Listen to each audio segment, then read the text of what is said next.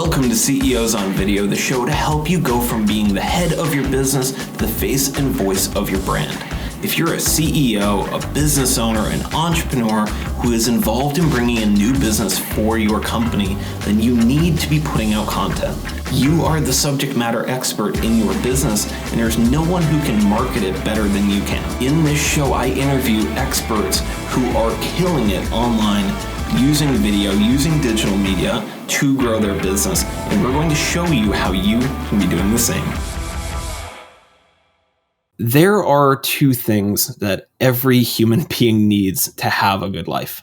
You need purpose and you need community.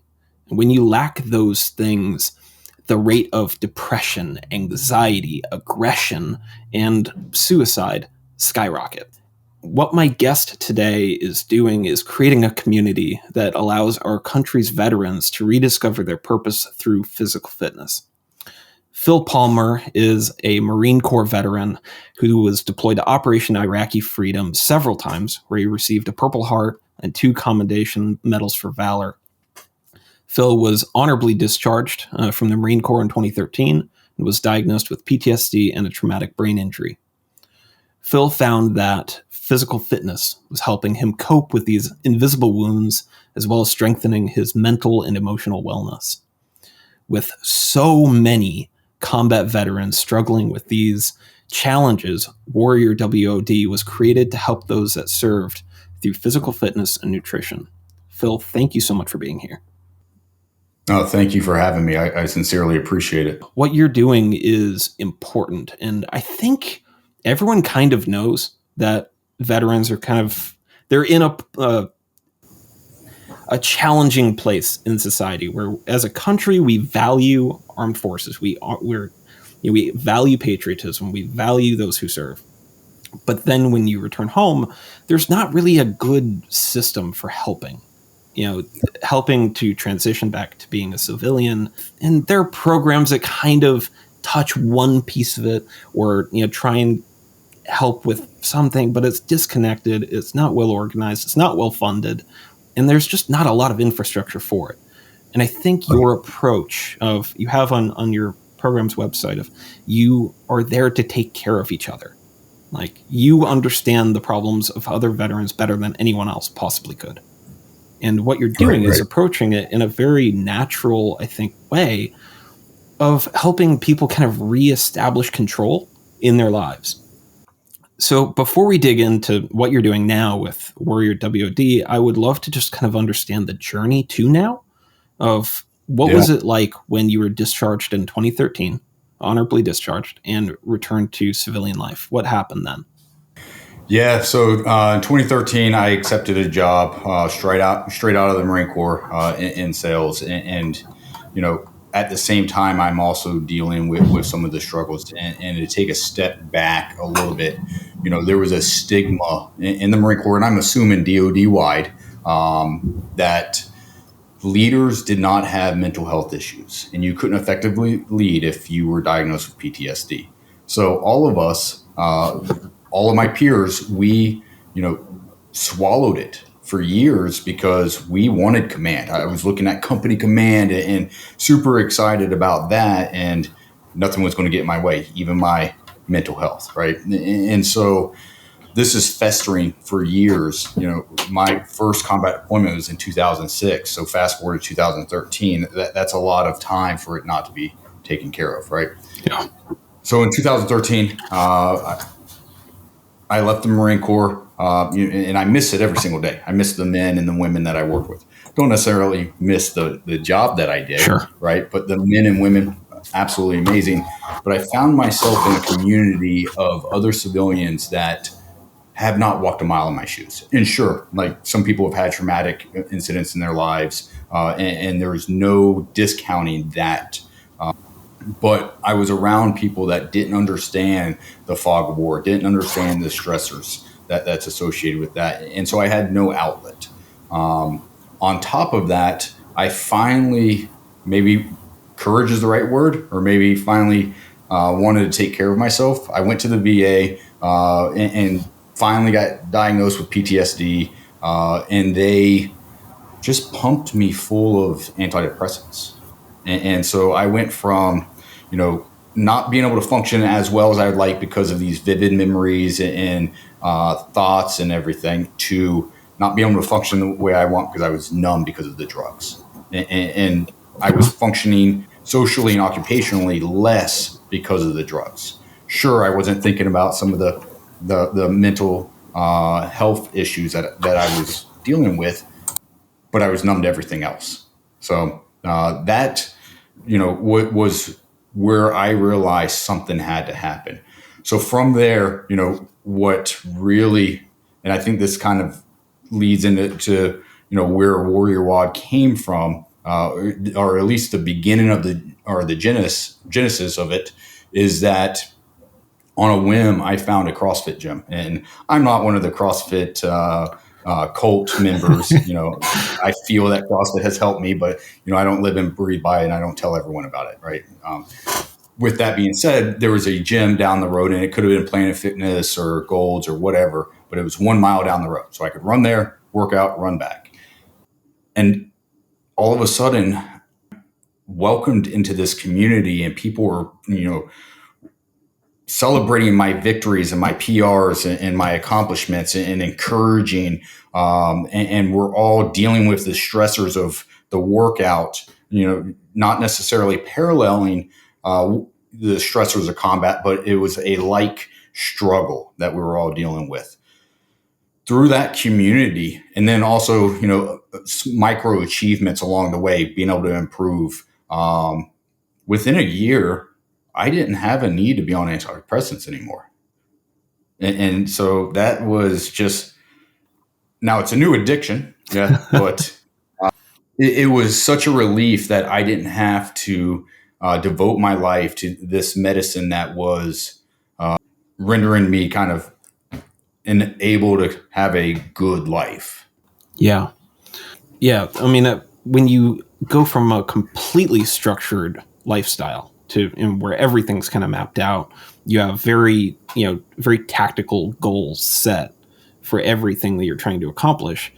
When you come back into normal life, you don't really have that. But in the CrossFit realm, you kind of do.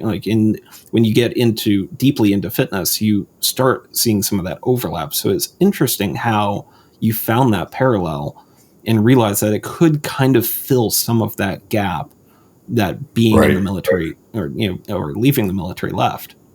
What role did fitness play? I mean, was it an immediate thing that you knew that this was now something you were going to kind of replace that part of your life with, or at what point did you realize that it was helping you in that way? Yeah, great question. Fitness originally was, I noticed I was getting a little fluff around me. And when I was in the Marine Corps, I was in pretty good shape, right? As you would expect. But being absent of that regiment for 2 years, and being able to eat what I want and everything, Right. All of a sudden I'm starting to realize I had a little fluff, and my run times were getting horrific, and my strength was decreasing. So fitness initially was really physical. That was the only aspect of it. And I think it was probably about the 6 or 7 month mark when all of a sudden I started realizing, it's like, oh, I haven't taken my meds in a couple of days. Yeah. And I feel good. And I think that's where it was really starting. And then I started really self-reflecting. I was like, what has changed? And I go back to that community. You walk in, and, there's all these flags, the Army flag, Marine Corps flag, Navy flag, the U.S. flag sitting there. And we have these things called hero WODs that are celebrating our fallen. And so that community, although may have not served, they are opening their arms to the veterans. And so I think that was a huge aspect of it. But I also think all of a sudden I get a new PR on my clean or my snatch or my deadlift, and it's like, oh, I kind of feel good about myself. Or I run my 400 a little bit faster, or my 800 on my row, and people are clapping and cheering me on. Not only am I releasing endorphins and other hormones that are allowing me to feel better, but now I've got that social aspect helping me to feel better, and then the psychological as well. So that I think that that's what it really boils down to. I can't say for sure, but I have to assume a lot of the aspects of anxiety and depression after leaving the service, not the immediate transition that where there's the harshness of PTSD, where it's this complete shock of environment, but when you do start to get out of that pattern, you start to put on some weight, or you get away from what you were before. There's this dissonance in your identity, because in your mind you're still who you were when you were active, but then you see yourself, what you are now, and it's not the same. You don't have the discipline that you did, or you lack some of the physical ability that you did. And when that starts to get out of alignment, then the mental illness sets in. It starts to kind of infect and spread and manifest in really, really dangerous ways. Oh yeah. So tell me about Warrior WOD. I mean, you found this solution, this thing that works for you. What are you doing with it? Yeah, so Warrior WOD, what we are really doing is having exercise and nutrition as a leading prescription for PTSD and other invisible wounds, to include anxiety, depression, and even military sexual trauma, because that brings some mental health issues as well, right? And to do that, we're working with our veterans, and we're giving them a 6-month gym membership at no cost to them. We cover the cost, or in a lot of cases, several gyms have been very, very generous and donated gym memberships, right? So Primitive Fitness out of Freehold, New Jersey, CrossFit Cigar City out of Tampa, Hilo in Charleston, they're all donating. And I specifically wanted to bring them up because, they're very generous in what they're doing for us. So each veteran gets 6 months of a gym membership, and then we also pair them up with a certified nutritionist. So now they're working with this nutrition coach for 6 months. Every other week they meet and they talk about their macros and their goals and what they're doing in the kitchen and how that translates not only to their physical health, but their mental health as well. Because there's a lot of research that does indicate that a healthy diet does lead to a healthy mental state. So the last piece of it is the camaraderie piece.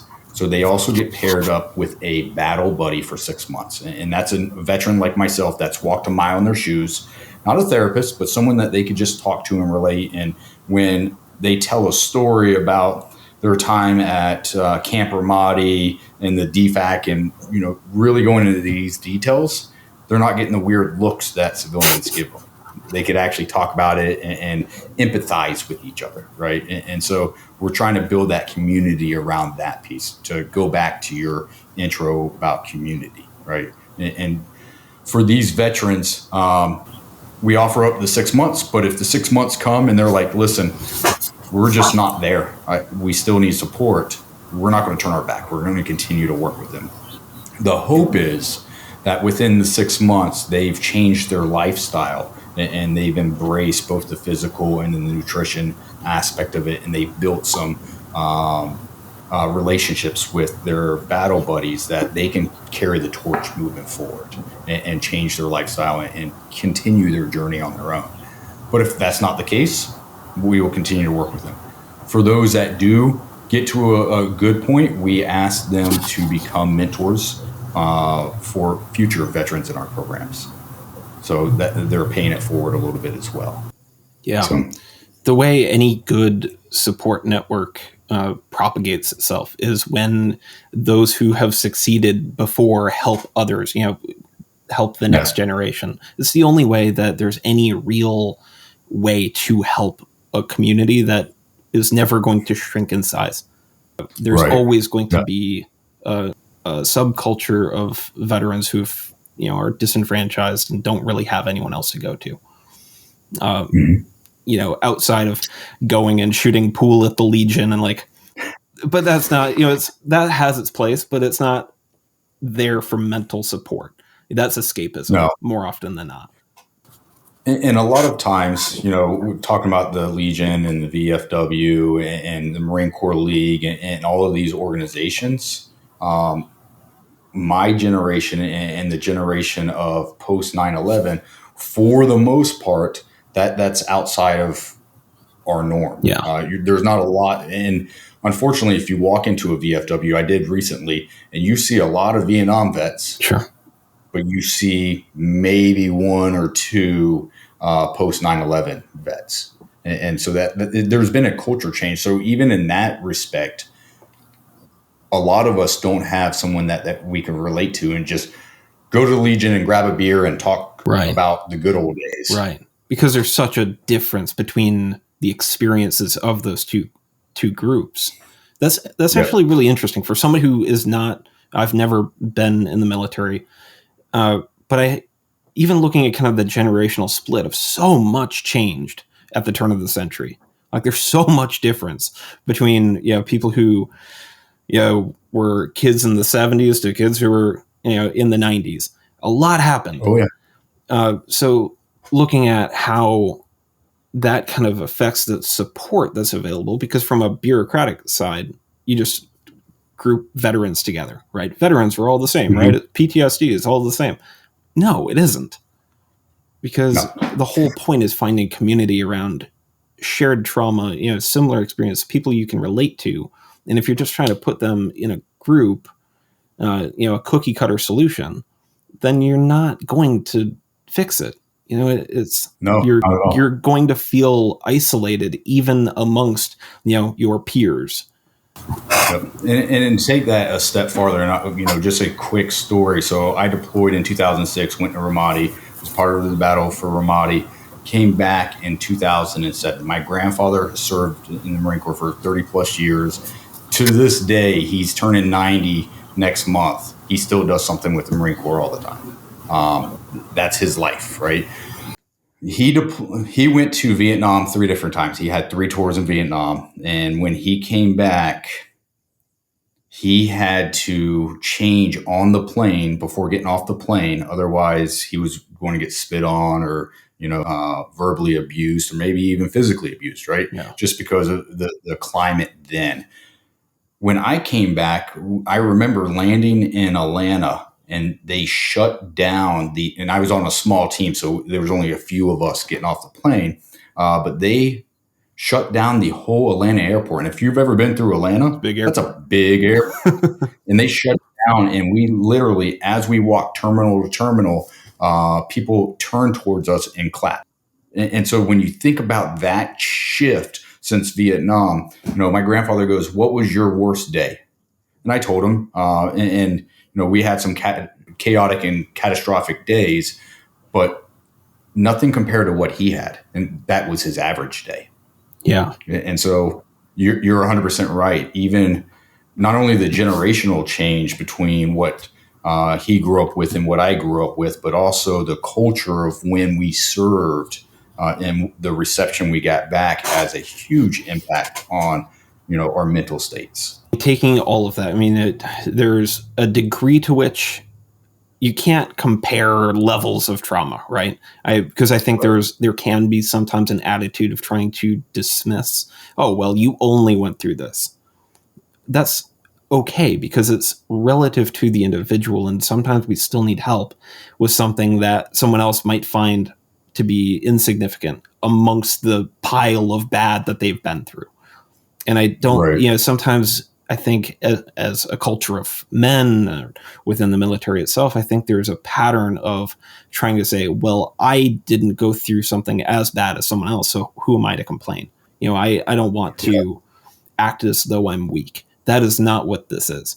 Getting help, getting support, being a part of something, and even helping others, making sure you're okay is not weakness. And I think it's important to try and normalize that, not in a way to escape it through substances or medication. And I'm not dissing medication. Like if you need medication or you're prescribed medication, use it. But what we're talking about is a solution where you can ideally try and build into a lifestyle where you may not need it anymore. No, absolutely. And, I think you hit the nail on the head with some of um, the feedback we're getting from veterans we're trying to help. And we'll initiate the conversation. Hey, we've got this program. I think you'd be a good fit. And they're like, I don't have it that bad. Yeah. Give it to someone else. I didn't see that much combat, and they put themselves in this. And I think that's a culture within the military and just service in general, whether it's EMS, police, firefighters, just that mentality, right? Yeah. That put those or put everyone else before myself. And so the veterans that are working with, that's their mentality. And my message to them is, man, think about like on an airplane, the stewardess says, in the case that the oxygen mask falls from the ceiling, please put on your mask first before helping someone else. Yeah. Well, this is that same thing. You're a veteran that needs help. Put on your mask. Let's get you where you need to be so you can be part of the solution as well. Right. And so best case scenario, if you didn't have it that bad, you might not need that long to get to a place where you can help someone else.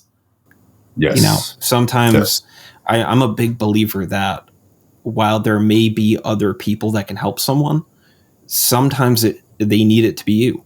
You might have been the person that got through to them, that had the experience that connected with them, the personality or the demeanor to break through to someone in a way that someone else might not be able to. Bingo. So what is the change that you're trying to make? What are you trying to make happen? So, we can really specifically talk about PTSD, but I think the problem is significantly bigger. And I know we just dealt with COVID, and I'm going to use this word very strategically, but I think there's a pandemic around what's going on with veterans post-service. When we think about the statistics, there's 20 to 22 veterans taking their lives a day. Now, depending on which report you read, and I don't want to get in arguments about this report says this report says that, but over 20 veterans are taking their lives a day through a quick death, whether that's guns, poison, whatever the case is, right? Mm-hmm. Drowning.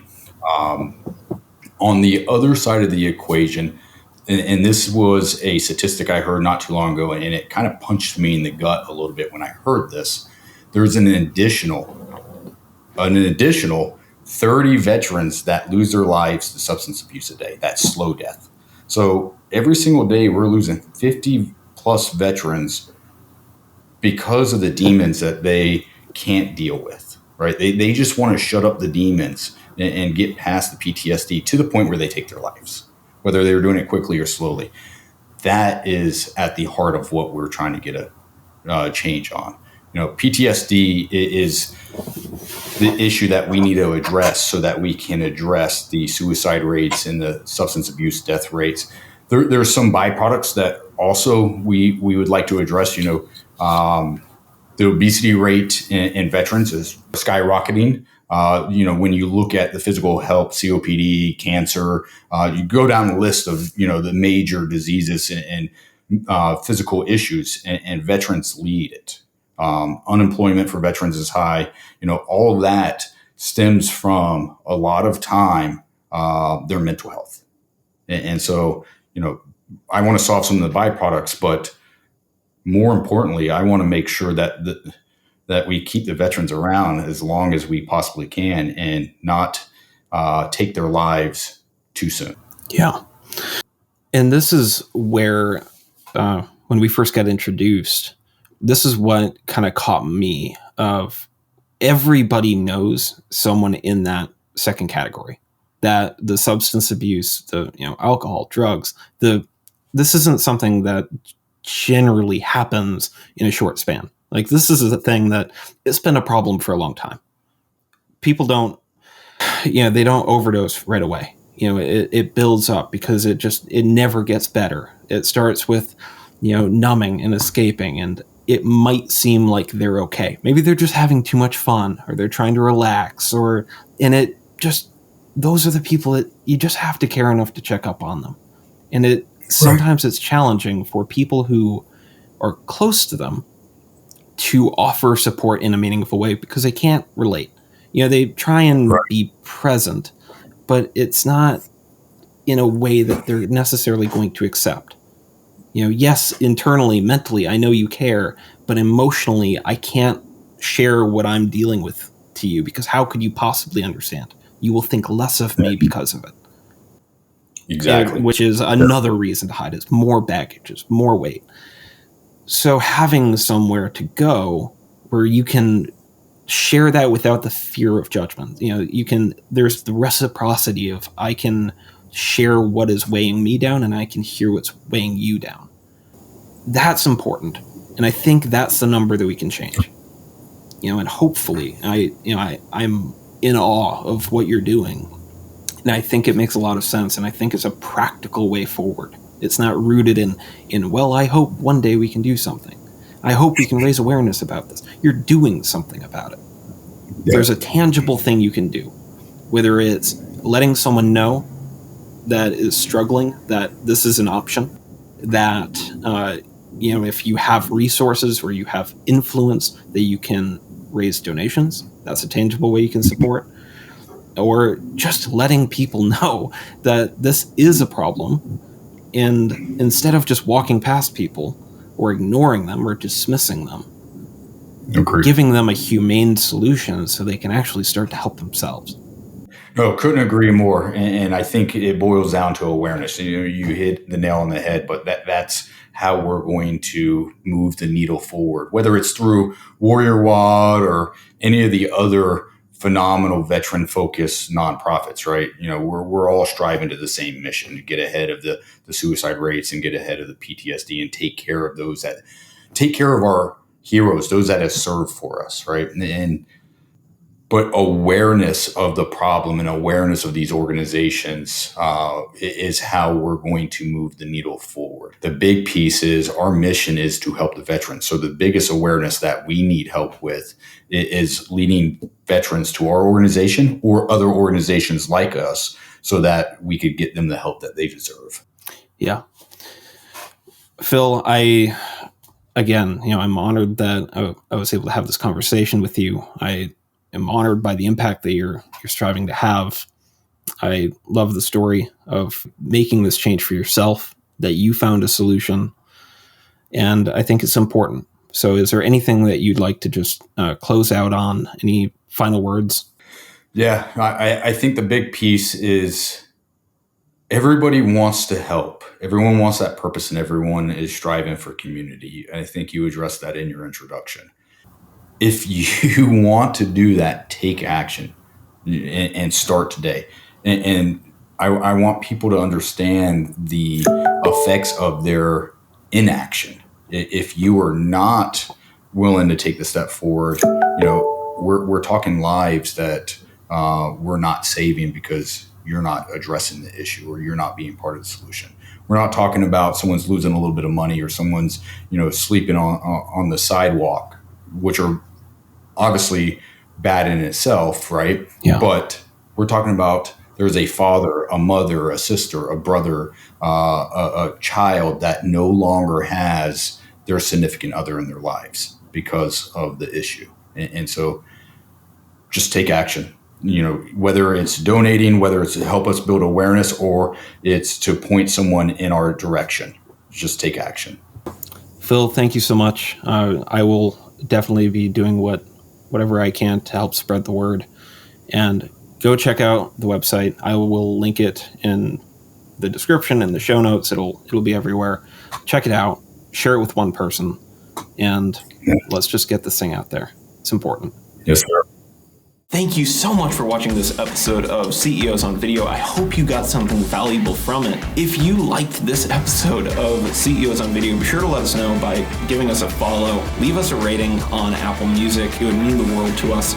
So let us know what you like, what you didn't, and if there's anything that we can do to help you, be sure to reach out. Thank you so much for listening. We'll see you on the next one.